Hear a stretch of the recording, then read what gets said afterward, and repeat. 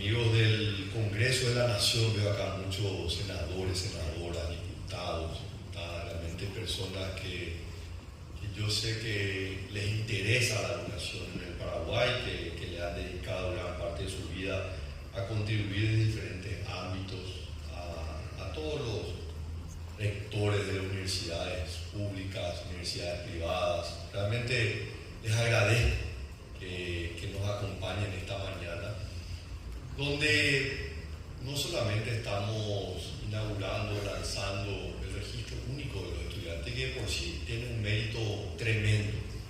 Creo que el esfuerzo que se ha puesto, de alguna manera, la ventaja que tenemos con Federico, que ya habíamos trabajado en el pasado, podemos rememorarnos a lo que fue el inicio de Becale, Alex, ministro de Planificación también, donde estábamos analizando el formato ideal y el diseño ideal, y yo le decía, mientras nosotros pensamos en el formato, hay un joven que está viendo su futuro truncarse, porque el Estado está pensando en planificar, en hacer algo perfecto, pero él no tiene la beca.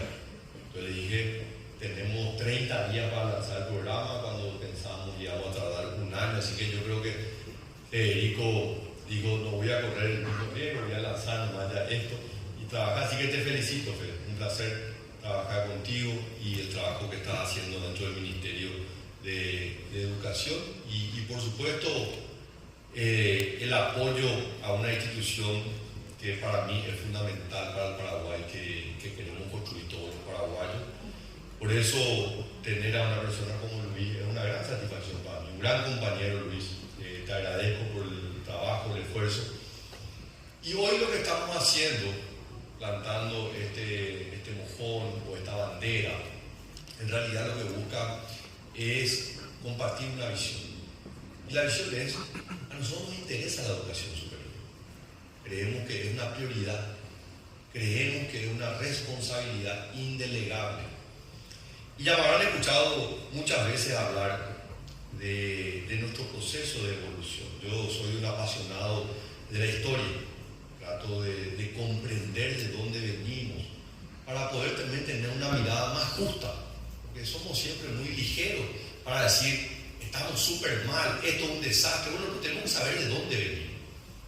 ¿Dónde estaba la educación pública en el año 89? Y obviamente hay mucha gente que dice, ¿y dónde estábamos en el 54?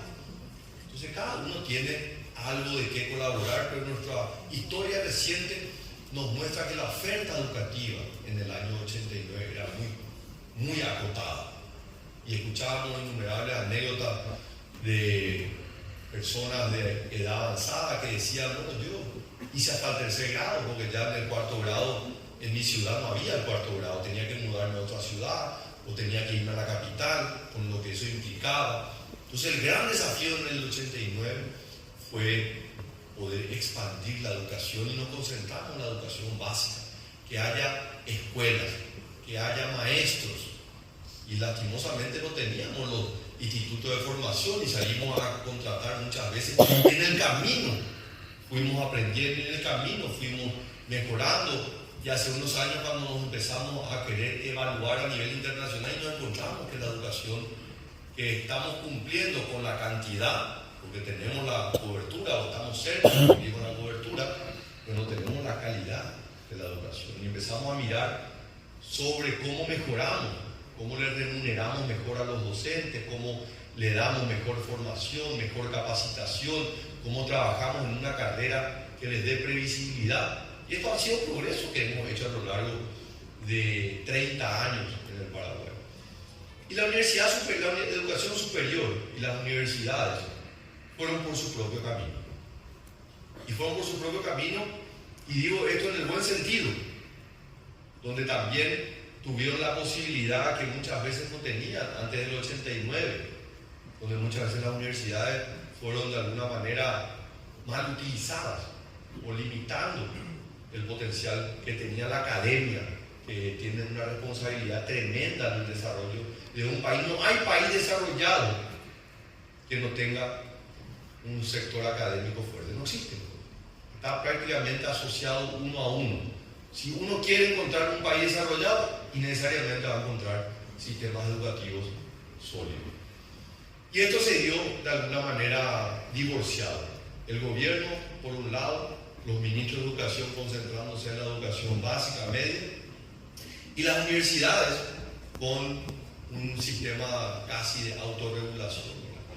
Y allá por el 2015 empezamos a ver, y me acuerdo porque yo era ministro de Hacienda y trabajaba muy de cerca con la finada Marta Lafuente, una mujer realmente una tremenda vocación por la educación, y empezábamos a mirar tímidamente la educación superior, de cómo podíamos apoyar, despojado de prejuicios, despojado de temores, despojado de las historias del pasado.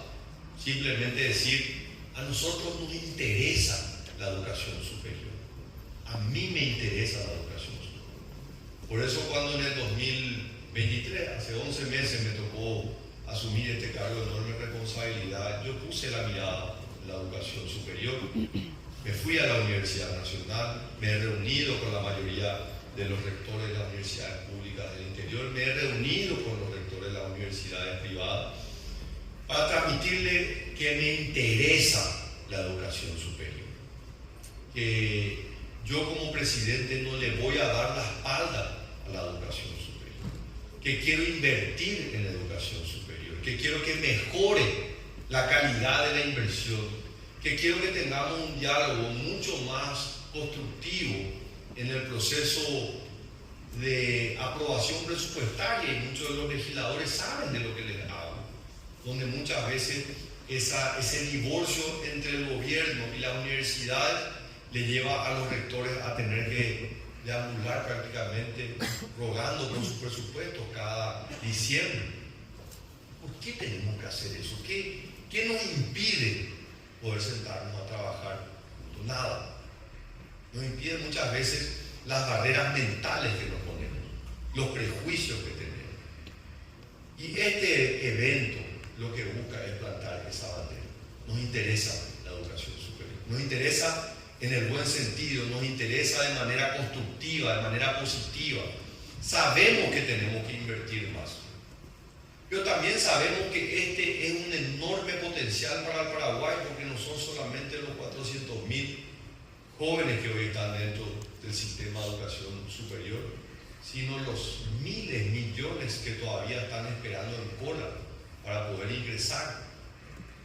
Y por supuesto que me llama la atención la estadística, donde solamente el 25% de los estudiantes van a las universidades públicas. Entonces, ¿qué desafío tenemos para que tengamos cada vez más estudiantes en las universidades públicas? Pero también queremos que aumente la matriculación en las universidades privadas. Yo tengo la firme convicción de que Paraguay sea el centro de la integración continental.